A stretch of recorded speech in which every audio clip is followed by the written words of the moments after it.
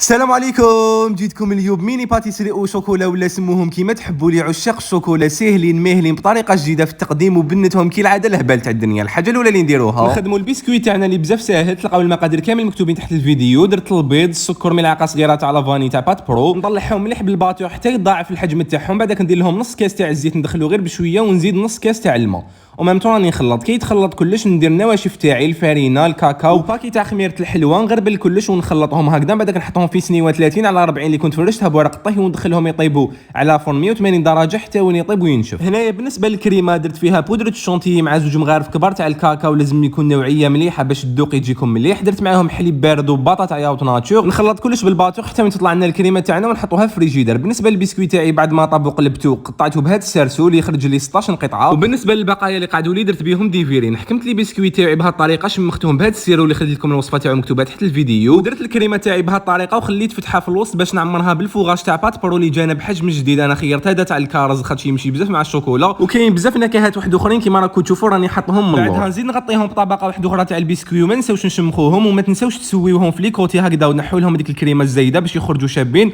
ونحطهم في الكونجيلاتور يريحوا نص ساعه باش نعاود نخرجهم. خدمت لهم هنا كاناج وشوكولا خفيفه ظريفه بالشوكولا ولا كريم فريش، تلقاو الوصفه مكتوبه تحت الفيديو، ولا تقدروا ديروا لهم من الفوق غير شوكولا تختيني. غير خرجتهم قلاصيتهم هكذا وتزينوهم كيما تحبوا وبصحتكم.